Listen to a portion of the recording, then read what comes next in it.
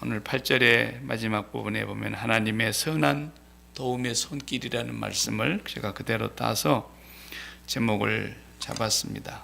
하나님의 선한 도움의 손길.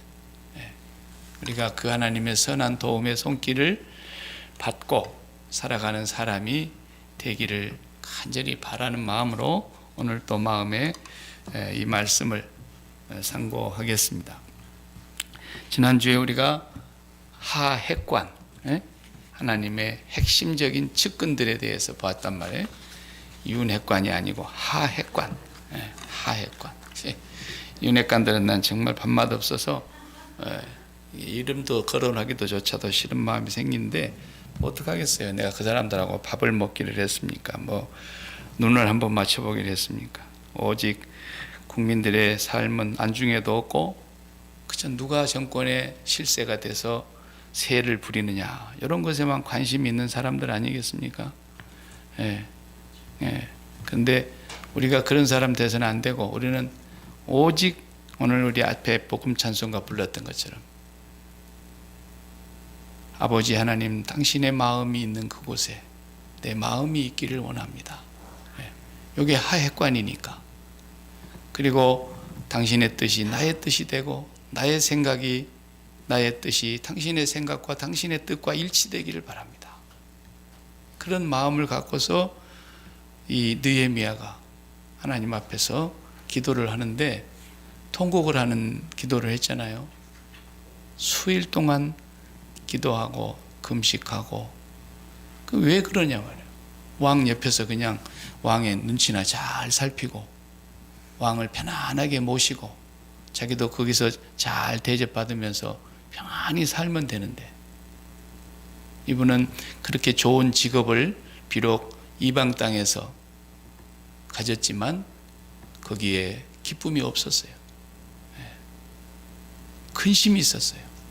우리가 앞에 지난주에 봤던 대로요. 왕의 이 모든 먹는 것을 관장하는 이 사람은 보통 신임을 받은 사람이 아니면 안 된다 그랬잖아요.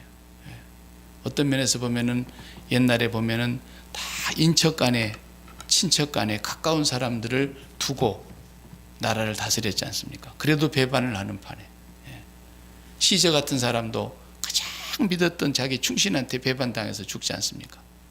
가이사 황제가.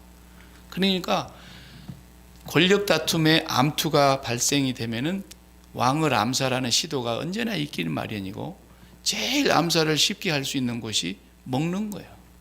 술 한 잔에다 독만 타도 끝나버리는 거고 음식에다가 조금씩 독을 타면은 시름시름 앓다가 죽는 거예요, 그냥.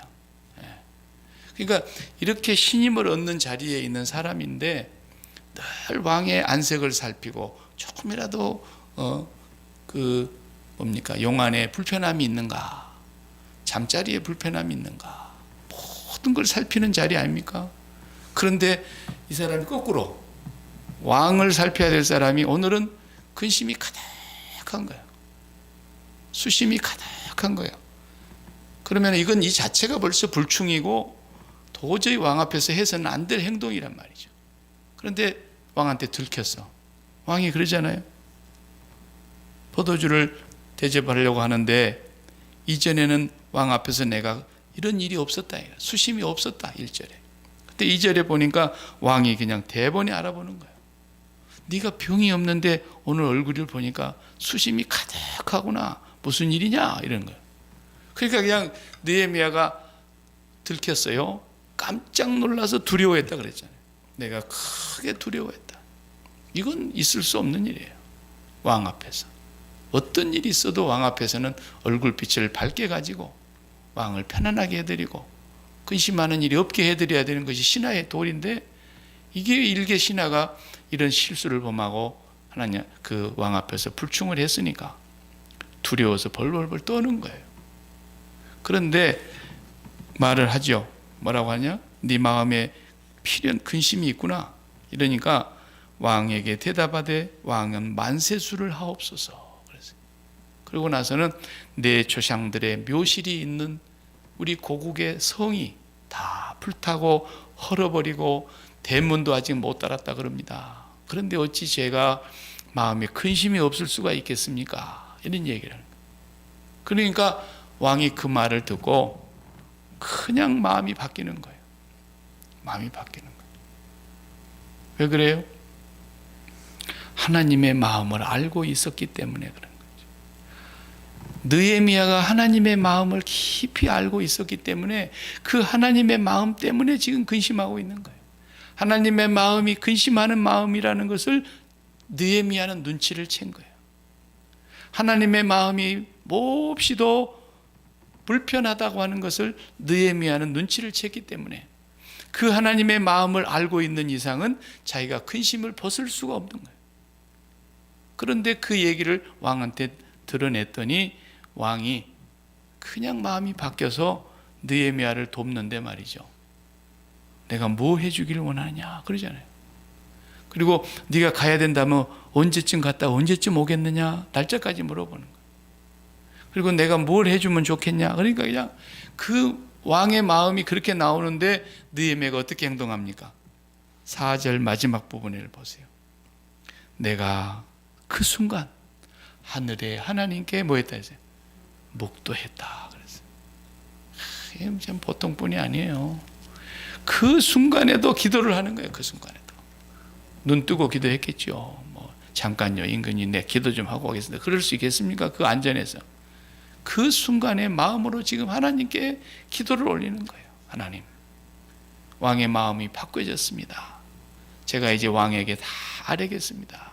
그 짧은 시간에 하나님 앞에 잠깐 묵도를 하고서 왕에게 진언을 하는데 뭣도 주시고 뭣도 주시고 뭣도 주시고 뭣도 주시고 뭘 원하느냐 그랬으니까 그 성벽을 쌓으려면 벽돌도 필요할 거고 무너진 성을 다시 수축하려면 성곽을 만들려면 나무도 필요할 것이고 자기도 가서 살 집이 하나 필요하고 전부 다 얘기를 했어요.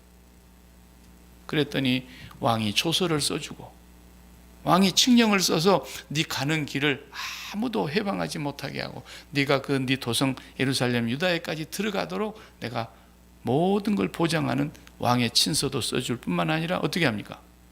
왕의 기마병을 붙여줬어요. 호위병을 아예 붙여준 거예요. 옛날 에스라가 갈 때는 호위병을 오히려 달지 않고 갔잖아요.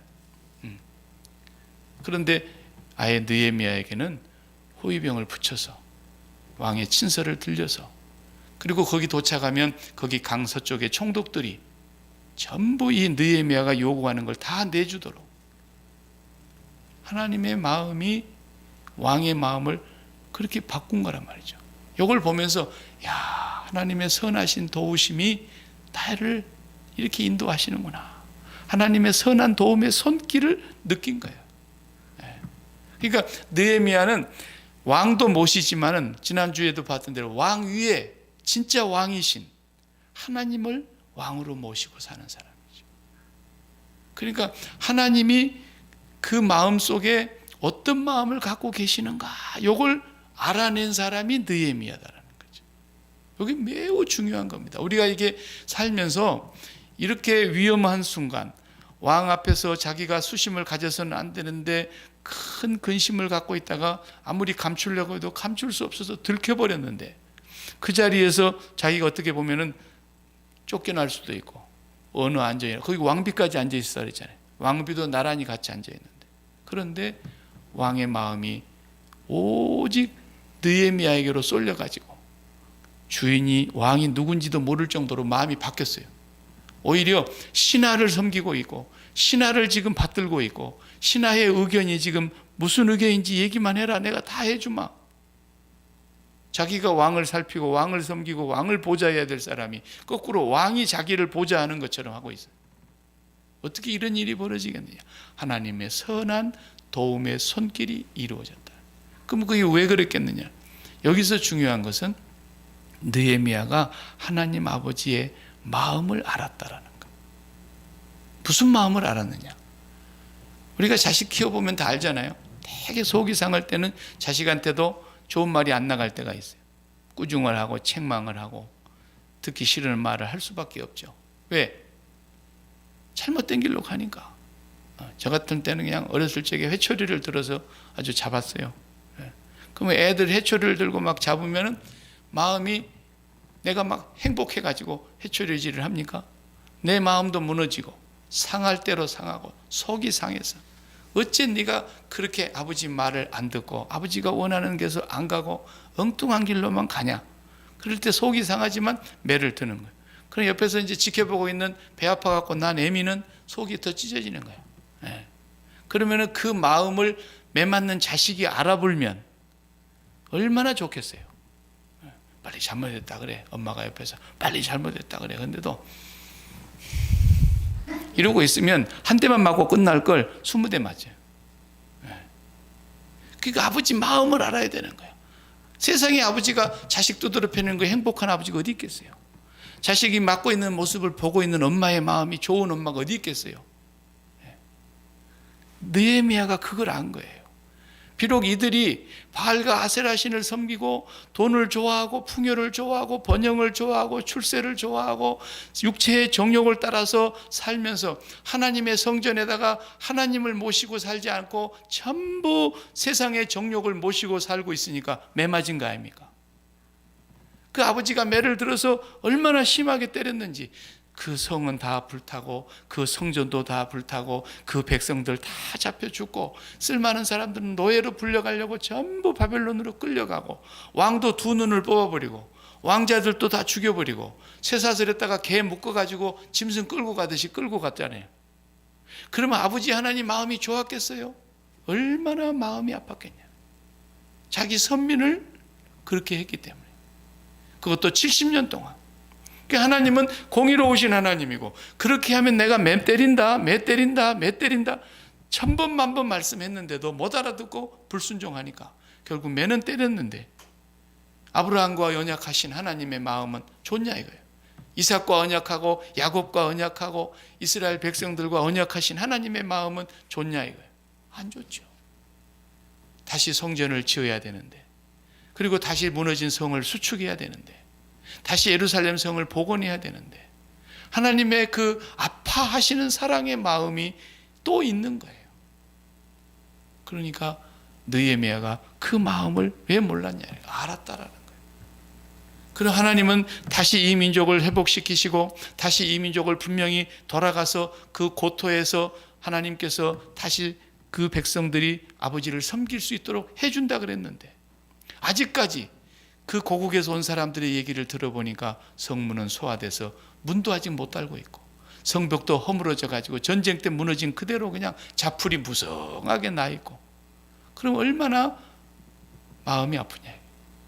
그러니까 느헤미야가 울고 통곡하고 근심하고 기도하고 있다가 그게 왕에게 들켰는데 왕에게 들켰지만은 왕에게 도리어 큰 긍휼을 입어버리는 거예요. 왕이 느헤미야를 섬겨버리는 거예요. 상상할 수 없는 반전이 일어난 거예요. 그냥 목을 치고 저놈은 내쫓아라. 어느 안전이라고 왕의 마음을 불편하게 만드는 저건 신하에 대한 자격이 없는 자식이니까.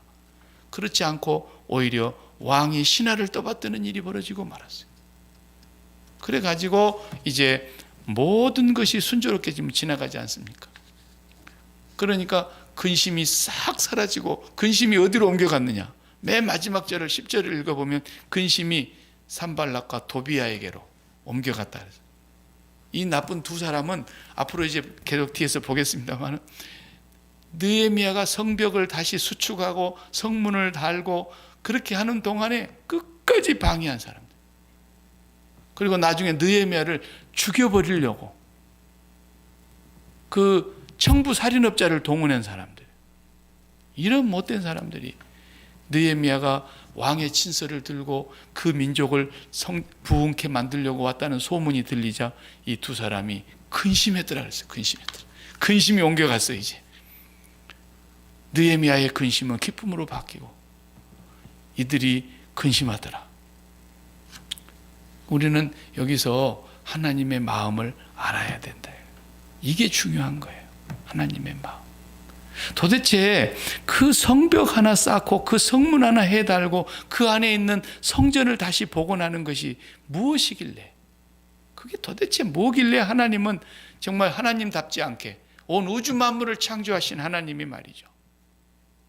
그 조그만 나라의 유다 땅에 그 성전 하나에 그렇게 목을 메고 안달을 하시는 하나님이냐 이거예요. 느헤미야는 그 마음을 안 거예요. 성전의 중요성. 성전을 다시 회복하고자 하는 하나님의 그 마음을 알고 나서는 느헤미야도 늘 거기에 마음이 있었는데 소식을 듣고 나니 잠을 이루지 못하는 마음.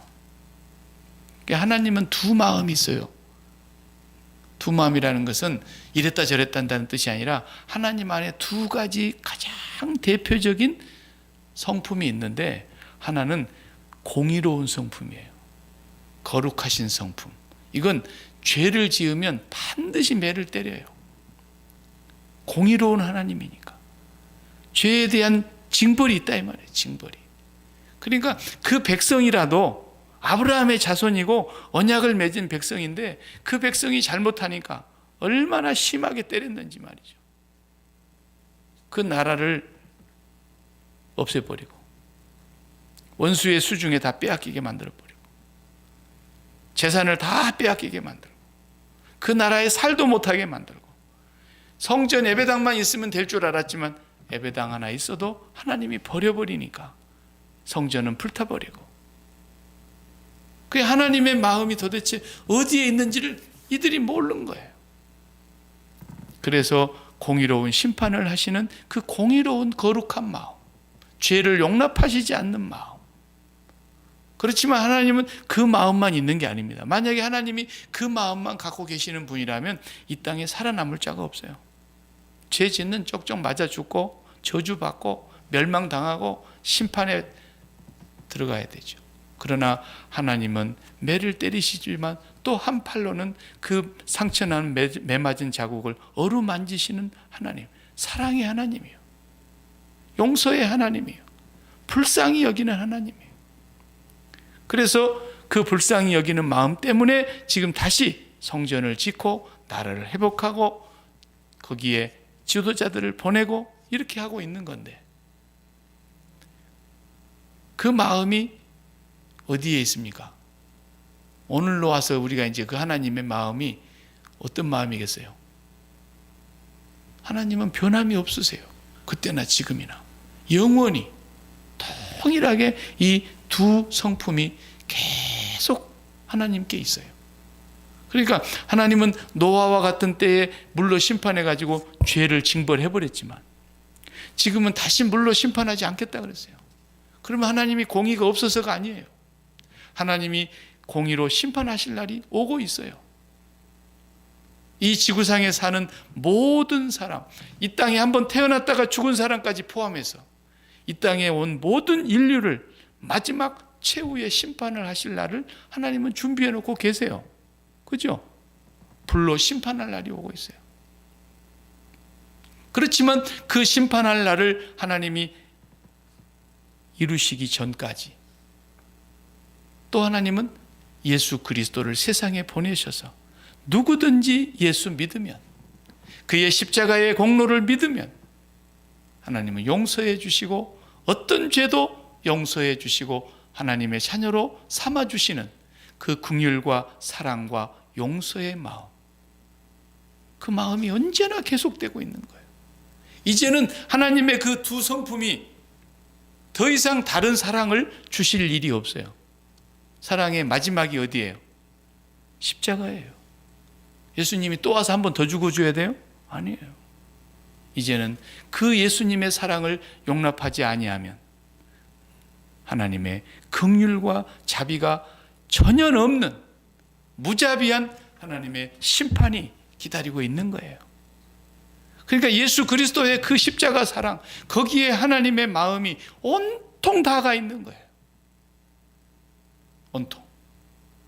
여러분도 자식 키우면서 생각해보면 자식이 막 그 어렸을 적에 학교 보내놓으면, 뭐 유치원에도 보내놓으면, 또 교회에 보내놓으면, 우리 자녀를 담당하고 있는 학교 선생님이든 교회 선생님이든 선생님이 우리 자녀를 그렇게 관심을 가지고 기도해주고 사랑을 베풀어주고 돌봐주고 케어해주고 그러면은 그 자녀에게 마음이 가 있는 부모 마음은, 나도 바빠서 애한테 손이 닿지 못할 때 그 애를 선생님이 그렇게 자상하게 돌봐줬다. 그러면 그 선생님의 마음이 어디에 가 있는 거예요? 부모의 마음에 가 있는 거 아닙니까? 선생님의 마음이 부모의 마음을 알기 때문에 부모님들이 자녀들을 어떻게 돌봐주기를 바라는 그 부모의 마음을 아니까 그 선생님이 부모의 마음을 알고 부모님의 마음이 가 있는 그곳에 있다 이거예요. 그러니까 그 선생님은 그 부모가 마음을 그렇게 자녀에게 두고 있는 걸 알고 자기가 거기를 섬겨줬더니 부모의 마음이 또 어디로 가는 거예요? 선생님에게로 갈 수밖에 없는 거예요. 그렇지 않아요? 부모의 마음. 오늘 우리가 똑같은 거예요. 부모된 마음이 하나님의 마음을 알으라고 부모돼 본 거예요. 우리가 하나님의 마음을 안다는 게 뭐예요? 하나님께서 모든 사람을 다 저주와 심판과 멸망의 구렁텅이로 썰어 넣어야 되지만 노아의 홍수 때처럼. 그러나 우리를 사랑하사 독생자를 보내주셨으니까 그를 믿는 자마다 멸망치 않고 영생을 얻게 하시려는 그 하나님의 마음이 성전을 완성하신 예수님이란 말이죠. 그러니까 오늘 우리의 마음이 어디에 가 있어야 돼요? 예수 그리스도의 그 십자가의 사건에 가 있어야 되는 거예요. 항상 거기에 마음을 두고 있는 하나님이시니까. 왜? 거기에 마음이 하나님의 마음이거든요. 그 자리가 아니면 하나님께 올 수도 없고 구원받을 자가 없고 하나님의 긍휼을 입을 자가 없고 그 십자가의 그 은혜가 아니면 하나님을 믿는 사람들이 이 세상을 살면서 세상에 빠지지 않고 세상을 이기고 세상을 출세상할 수 있는 탈출할 수 있는 힘이 거기에 있고 온통 예수 그리스도의 십자가의 그 능력이 아니면 하나님 앞으로 올 자가 아무도 없잖아요. 그러니까 하나님의 마음은 어제나 오늘이나 영원토록 동일하게 어디에 있느냐? 예수 그리스도의 그 십자가에 있는 거예요. 그래서 믿음의 주요 또 온전케 하시는 이인 예수를 바라보자 그런 거예요. 예수 그리스도가 믿음의 출발점이고 우리의 예수 그리스도가 믿음을 완성하실 그분, 그 자리를 날마다 잊지 않고 바라다보는 그 자리에 하나님의 마음이 있는 거예요.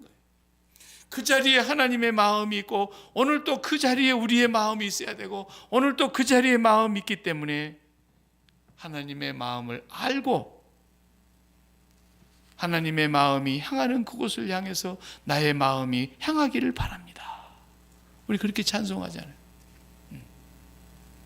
그러니까 그런 마음을 가지고 있는 사람은 하나님의 마음을 읽어내는 사람이다 이거예요. 하나님의 마음. 우리 교회가 그랬지 않습니까?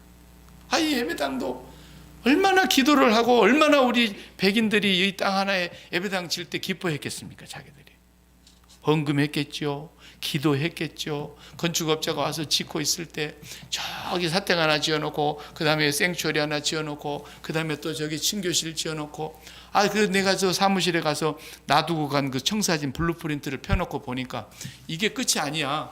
이쪽에 뒤에 이제 뒷마당에다가 어마어마한 생츄어리를 크게 지을 설계도까지 다 있어. 그러니까 자기들은 여기를 그렇게 바라다보고 했던 거 아니겠습니까? 근데 거기까지 못 가고 여기서 끝나고 문을 닫았다 해요, 자기들은. 근데 이걸 헐고 없애버린다고 할 때에는 하나님 마음은 좋겠어요? 그냥 이 집이 아버지의 예배드리는 집으로 그대로 쓰이면 좋지. 그리고 이 집이 만민이 기도하는 집으로 그대로 쓰이면 좋고 이 집에 한 영혼이라도 더 나와서 아버지를 섬기고 구원을 받는 영혼이 더 나가면 좋고 이 동네 사람인들 좋겠어요? 저 교회 망해갖고 무너버리고 팔아버렸구나. 동네 사람들도 그럴 거예요. 어떤 사람이 우리 교인 누구한테 그랬다 그래요. 이 예배당이 항상 십자가 불이 환히 들어와 있었는데 그래서 내가 여행을 갔다가 동네 들어오면 십자가 불이 보이니까 항상 좋았다라는 거예요. 그 동네 사람들도 여기 예배당 있는 것이 나쁘진 않다고 생각하는 거죠. 이걸 헐어버린다고 생각하면 하나님 마음 오죽하겠어요? 그러니까 우리는 하나님의 마음을 먼저 생각하는 것이 느헤미야의 마음이었는데 우리가 그 마음을 가져야 된다는 거죠. 하나님의 마음은 지금도 느헤미야와 똑같이 성전에 있어요. 성전에. 성전을 소중히 여기지 않는 마음은 하나님하고 거리가 먼 거예요. 그 성전이 뭐예요? 예수님 아닙니까? 예수님. 너희가 이 성전을 헐어라. 내가 사흘 만에 다시 일으킬 것이다. 다시 부활하실 예수님께서 당신의 몸을 성전으로 말씀하셨고, 또 우리를 승천하시면서 우리 몸을 성전으로 삼겠다고 하시고, 우리 몸을 성전으로 삼았으니까 하나님의 영을 보내신 거 아닙니까? 성령을 보내셔서 우리 몸을 성전으로 삼으시고, 그러니까 오늘 또 하나님의 마음이 어디에 있는가를 알아야 된다는 거죠. 거기에다가 우리의 마음을 두고 거기에 마음을 초점을 맞출 때에 하나님은 우리의 삶에 반전을 일으키신다는 거예요. 우리가 걱정하고 우리가 염려하고 우리가 근심했던 모든 것들을 하나님의 뜻대로 근심했기 때문에. 한번 거기 찾아보실래요? 고린도후서 7장. 신약성경 한번 찾아보세요. 고린도후서 7장을 한번 찾아보세요. 고린도후서 7장 10절.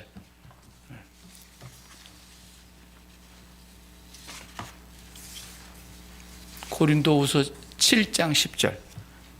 다 같이. 하나님의 뜻대로 하는 근심은 후회할 것이 없는 구원에 이르게 하는 회개를 이루는 것이요 세상 근심은 사망을 이루는 것이니라. 아멘. 다시 한번 읽어요. 하나님의 뜻대로 하는 근심은 후회할 것이 없는 구원에 이르게 하는 회개를 이루는 것이요 세상 근심은 사망을 이루는 것이니라. 고린도후서 7장 10절. 얼마나 바울이 고린도 교회를 놓고 근심하고 고통을 했습니까? 그래서 바울이 고린도 교회를 이대로 둬서는 안 되겠다 싶어가지고 내가 가서 지금 문제를 일으키고 있는 사람들을 단단히 혼내고 그들을 교회에서 추방하고 쫓아내고 고린도 교회를 내가 다시 새롭게 하겠다. 그런 편지를 보낸 거 아닙니까? 그런 편지를 두 번째 보냈는데 그 두 번째 편지를 듣고 그 사람들이 하나님 앞에 회개했다는 거예요. 근심하고 회개했다는 거예요. 그래서 지금 편지에 이 내용을 쓴 거예요. 여러분들이 하나님의 뜻대로 근심했기 때문에 지금 후회할 일이 없어졌습니다.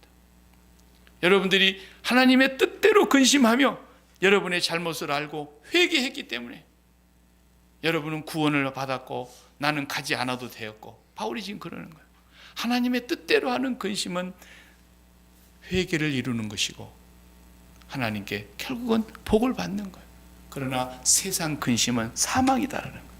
돈 근심, 자식 근심, 건강 근심, 사업 근심, 이런 건 다 세상 근심인 거예요. 우리는 이런 근심하면 안 돼요.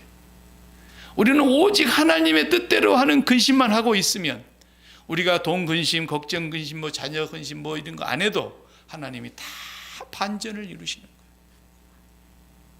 하나님이 생각하시는 것이 있기 때문에, 하나님이 계획해 놓으신 것이 있기 때문에, 하나님은 우리의 삶을 다 반전을 이루는 거예요. 아니 생각해 보세요. 느헤미야가 왕의 술이나 잘 따라 드리고 상이나 잘 진상해서 수라상이나 잘 만들어 드리고, 그리고 자기도 그냥 잘 먹고 그리고 살면 되지. 그런데 그 좋은 자리에 앉아 있어도 마음의 근심이 떠나질 않는 것은 하나님의 마음을 알았기 때문에 이 백성을 다시 일으키고 다시 성전을 회복하고 다시 하나님을 섬기는 성전 생활화가 이루어져야 되는데, 거기에 근심하다가 하나님이 느헤미야의 마음을 알고 왕의 마음을 확 바꿔서 거기서 그냥 파직 당해가지고 파이어 당하거나 죽임 당하는 게 아니라 오히려 왕이 자기의 신하를 떠받들어서 친서를 써서 모든 필요한 걸 다 대주게 하고, 그쪽 총독들이 느헤미야를 잘 영접하게 하고 이 일을 완성하기까지 아무도 해방 놓지 못하게 하고, 그렇게 해서 하나님께서 오히려 느헤미야가 근심한 것 다 받아주시고, 우리는 날마다 그래서 하나님 뜻대로 근심하는 거예요. 오늘 또 하나님이 어디에 마음을 두고 계실까? 거기에만 마음을 두고 내가 그 하나님의 마음을 알아서, 그리고 그 하나님 마음을 알려면 예수님의 십자가 자리로 가봐야 하는 거예요. 맨날 세상 근심 붙들고 앉아있으면 어떻게 하나님의 마음을 우리가 알겠습니까? 그래서 자식들도 언제 부모 마음 알아요? 아들 놈은 장가 보내놔봐야 좀 알고, 예. 딸은 시집 보내놔봐야 하는. 그래도 지소 가서 지들도 자식을 낳아봐야 그 자리에 들어가 보니까 그렇게 귀하게 키운 그 자식들이 나도 그렇게 키웠겠구나. 우리 부모가 나를 그렇게 사랑했겠구나. 아는 거예요. 그래 철드는 거 아닙니까? 우리가 어디로 가봐야 하나님 마음을 알겠냐는 거예요. 예수 그리스도의 십자가 자리로 가봐야 하나님의 마음을 아는 거예요. 전부 저주받기 합당한 것이었고 그냥 노아의 홍수 때처럼 다 한 곳에 쓸어 담아서 지옥 불구덩이에 넣어야 맞는데, 하나님은 거룩하신 하나님인가 동시에 사랑이 무궁하신 하나님이기 때문에 우리가 진멸되는 걸 원치 아니하시고 독생자를 보내어서 독생자가 그 저주를 담당하시는 그 십자가의 자리로 우리가 가봐야, 거기서 나도 그리스도와 함께 세상에 대하여 죽어봐야 하나님의 마음을 아는 거예요. 그 자리에 우리가 갔을 때 하나님은 우리의 삶의 모든 곳에서 우리가 걱정하고 근심하던 것들을 다 반전을 일으켜서 우리의 모든 이 땅의 문제는 하나님이 해결하시는 거예요. 당신 뜻대로. 우리는 하나님 근심만 하면 돼. 하나님의 마음에 맞는 근심, 하나님 뜻대로 하는 근심이라 그랬잖아요. 이건 회개를 이루는 것이고 이건 구원을 이루는 것이고 하나님의 놀라운 은혜를 힘입게 되는 것이죠. 그러나 세상 근심은 사망을 이루는 것이다. 그래서 성전이 그렇게 중요하다는 거예요. 성전. 오늘도 마찬가지예요. 오늘은 뭐가 중요해요? 우리 한 사람 한 사람 성전이 제일 중요하다는 거예요. 그럼 뭔 성전? 왜 이 성전이 망했어요? 망한 이유는, 왜 이 성벽이 허물어졌어요? 허물어져 버린 이유는, 왜 이 성문이 뚫려버렸어요? 불타고. 그 이유는 뭐예요? 성전으로서의 구실을 잃어버렸기 때문에, 성전으로서의 목적과 사명을 이탈해버렸기 때문에. 그 성전은 오직 하나님만 존재하는 곳이죠. 오직 하나님만 경배를 받으시는 곳이죠. 구약시대에는. 다른 것이 거기 들어왔다면 그건 끝장이야. 그런데 그 속에 바알과 아세라가 들어와 버리고 우상 숭배가 꽉 차버렸어요. 그럼 성전이 이미 무너진 거예요. 이건. 이미 그들의 마음에서 성전이 무너진 것과 다를 바 없기 때문에 하나님은 성전 불태워버린 거예요. 하나님은 그 성벽을 허물어본 거예요. 그리고 성문을 뚫리게 만들어버린 거예요. 그리고 나라를 없애버린 거예요. 마찬가지입니다. 지금은 우리 성전이 우리 마음이라고 했죠. 우리 몸이 성전이라고 했죠. 그럼 우리 성전이 어떻게 돼야 되는 거예요? 우리 몸에 우리 성전을 삼고 있는 하나님의 마음을 우리가 가져야 되는데, 여기에 세상을 담고 세상 근심으로 꽉 차 있고 세상 정욕으로 꽉 차 있고 이미 이것은 헐어버려야 된다. 그래서 그걸 헐은 거예요. 예수님이 와서 보니까 예루살렘아 예루살렘아 네가 하나님 앞에서 이 평화에 관한 일을 알았더라면 좋았을 것을. 암탉이 날개 아래 그 병아리를 모음과 같이 내가 너희들을 품으려고 했던 때가 몇 번이더냐. 그러나 너희가 이 평화에 관한 일을 알지 못하였도다. 예루살렘을 보고 우신 거예요. 주님이. 그게 하나님의 마음이었기 때문에 우셨어요.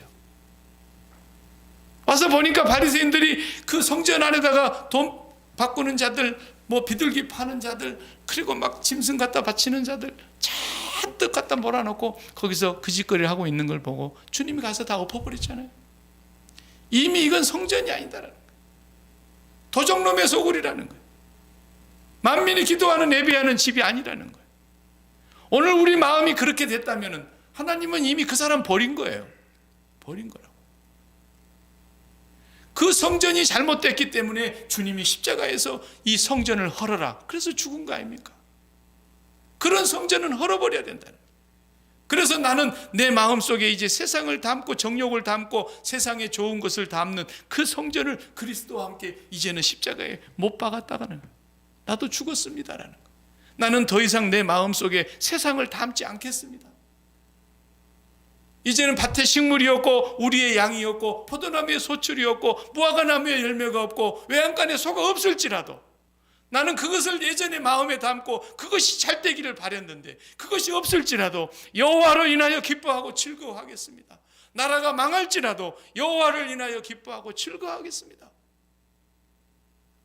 하박국이 그렇게 말했던 것처럼 우리 마음에 이제는 세상을 담지 말고 하나님 여호와로 기뻐하고 즐거워하며 내가 이 세상에 좋은 것으로 기뻐하는 자가 아니라 하늘나라 생명책에 내 이름이 기록됐다는 것을 기뻐하겠습니다.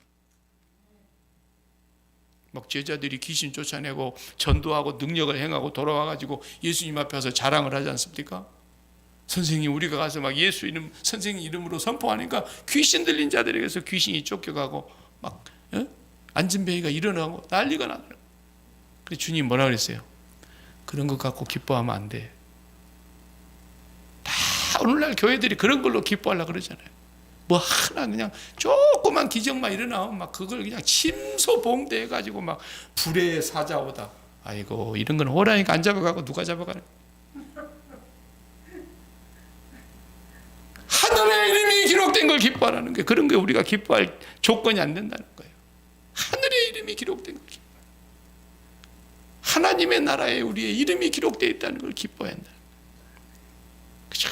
자기 이름 내는 거 기뻐하고 자기 자존심 조금만 짓밟히면 그냥 교회 안 나오고 뭐 언제까지 그러고 있는 거예요. 언제까지. 어쩔 수가 없어요. 어쩔 수가 없어요.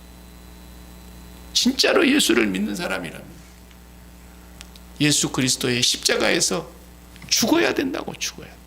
날마다. 이 마음속에 이 더러운 것들이 가득 물려 들어오잖아요. 그러니까 이 성전이라는 것은 어떤 역할이냐면 우리가 댐 있잖아요. 댐. 쿨리댐. 저도 라스베가스 쪽에 가는 쪽에도 보다 보면 무슨 댐이 있어요 거기? 후보댐. 미국이 경제공황에 와가지고 망하려고 할 때 그 댐 두 개 지금 건설했지 않습니까? 그걸로 인해서 경제가 살아날 정도로 그 댐이 유명한 댐이에요. 여기 우리 가면 쿨리댐도 있잖아요. 저 위에. 우리 워싱턴주에 있는 사람들이 다 그걸로 지금 전기 쓰고 물 먹고 하잖아요. 이 댐이라는 역할이 바로 성전의 역할이에요. 성전의 역할. 너무 크게 얘기하니까 재미가 없죠. 옹달샘 우리 옛날에 산에 이렇게 걸어가다 보면 아침에 물 한 병 떠갖고 오려고 옹달샘 찾으면은 옹달샘물 받아다 먹잖아요. 서울에서도 그런 사람들 많아요. 북악산이나 막 이런 데 다니면서 관악산 같은데 옹달샘물 발견하면. 근데 옹달샘물은 거기 산에 오르락 내려간 온 동네 사람들이 다 먹기 때문에 거기는 얼마나 잘 보존을. 누가 그 옆에서 뭐 정말 아닌 말로 소변을 봤다 그러면 그건 능지처참해야 돼. 그건 거기는 정말 잘 해야 된다고. 그래도요 막 억수같이 장마철에 비가 오고 쏘나지가 쏟아지고 계속 한 달 동안 비가 오고 나면요 옹달샘에 막 온갖 잡초상이 다 몰려와가지고 옹달샘이 더럽혀져요. 그럼 어떻게 해야 돼요? 다시 씻어내고 옹달샘에 아예 그냥 이렇게 동그랗게 기둥을 이렇게 싸가지고 벽을 싸가지고 나쁜 것들이 흘러들어오지 못하도록 이렇게 막아놔야 된다고. 그러면 그 옹달샘물은 계속 솟아나기 때문에 온 동네 사람들이 먹는 거예요. 성전이 그런 거예요. 왜 성벽을 쌓아야 하느냐? 단순히 침투에 들어오는 걸 막아내는 것도 있지만 세상이 못 들어오게 하는 것을 말하는 거예요. 세상이. 이 물은 온 동네 사람들이 이 산에 아침에 올라와서 맑은 물을 생수를 먹어야 되기 때문에 여기는 다른 것이 침투에 들어오면 안 되는 거예요. 그래서 이렇게 쌓아야 되는 거예요. 쌓아야 돼. 그래서 예루살렘 성벽을 쌓아라 그런 거예요. 근데 쌓아나 마나 뭔 소용이 있어요? 이미 마음속에 세상이 들어와 버렸는데. 성전이 있으면 뭐예요? 이미 그 속에 바알과 아르사라와 세상의 풍요와 세상의 번영이 꽉 차버렸는데. 성전의 사명과 성벽의 사명을 잃어버렸기 때문에 하나님이 그냥 무너버린 거예요. 그냥. 태워버린 거야. 그냥. 그리고 다 죽여버린 거야. 마찬가지죠. 오늘도 마찬가지. 교회가 뭐예요? 교회가 성전 아닙니까? 우리가 성전 아닙니까? 그럼 성전은, 교회는 세상에 들어오면 안 되는 거예요. 세상의 어떤 방법이나 세상의 윤리나 세상의 가치관이나 세상의 방식이 들어오면 안 되는 거예요. 교회를 부흥시켜 보려고 세상적인 방법, 세상적인 이론, 세상적인 모든 이벤트, 별짓거리를 다 하는 거예요. 교회를 부흥시켜 보려고. 부흥하면 뭐합니까? 이미 그들의 마음속에 성전이 아닌데, 세상이 꽉 차 있는데. 그러니까 하나님이 그런 성전은 필요 없다는 거예요. 그러니까 교회를 무너버리는 거예요, 하나님이. 교회를 심판하시는 분이 하나님이세요. 우리가 철저하게 교회를 지켜야 된다는 건 뭐예요? 옹달샘물을 지켜야 되듯이 우리를 십자가의 보혈로 철저하게 우리는 성벽을 쌓아야 되는 거예요. 그래서 세상이 우리를 침투해 들어오지 못하도록, 어떤 방식도 우리의 마음속에는 세상이 들어오지 못하도록 그리스도와 함께 세상에 대하여 십자가에 못 박히는 거예요. 그 자리가 하나님이 바라보는 자리고, 그 자리가 하나님의 소원이 있는 자리고, 그 자리라야만 구원받기 때문에, 그 자리라야만 교회가 교회되고 옹달샘물의 역할을 하기 때문에, 그 자리라야만 생수가 흘러나갈 수 있기 때문에. 그래서 우리는 어제나 오늘이나 영원토록 동일하신 하나님의 마음은 예수 그리스도의 십자가만 바라보고 계시는 거예요. 백악관을 하나님이 바라볼 것 같습니까? 거기 바라본다고 뭐 미국이 달라지겠어요? 네. 청와대를 바라보겠어요? 아무것도 아닙니다. 오직 주님은 오늘 또 예수 그리스도의 십자가, 거기만 하나님은 마음을 두고 계신다는 것입니다. 저와 여러분이 세상을 이길 힘도 거기서 나오고, 구원받는 유일한 길도 거기뿐이고, 우리가 이 세상에서 주님 오실 때까지 붙들고 있어야 될 세상을 이길 힘은 거기서 나옵니다. 세상을 탈출해낼 수 있는 힘도 거기서 나옵니다. 하나님의 마음을 알아낼 수 있는 자리도 거기서 나옵니다. 그러면 느헤미야의 마음이 바로 그런 마음이었다는 것입니다. 그래서 하나님의 마음을 알고 기도하고 하나님의 뜻이 이루어지기를 날마다 근심하고 그렇게 했더니, 세상에 하나님이 이렇게 반전을 일으킬 수가 있냐. 그래서 모든 것이 하나님의 선하신 도우심으로 척척척척척 풀려가는. 느헤미야만 그리라는 법이 어디 있어요? 우리도 그렇게 살아야죠. 우리도 날마다 예수 그리스도의 십자가에 마음을 두고 매일매일 그곳에 가서 하나님의 마음을 알고, 거기서 하나님의 마음을 알게 됐을 때 그 마음을 붙들고 기도하고, 그것이 나의 근심이라고 하나님 앞에 말씀드리고, 그것이 나의 소원이라고 하나님 앞에 말씀드리고, 울며 기도하고 때로 금식하며 기도하고 하나님 앞에 통곡하며 기도하고, 하나님의 마음을 우리가 담으면 하나님은 우리가 구하지 아니한 것은 물론이거니와 하나님의 그 뜻을 반드시 이루실 것이라는 것을 느헤미야를 통해서 우리에게 하나님의 마음을 보여주고 계시는 것입니다. 기도하십시오. 하나님,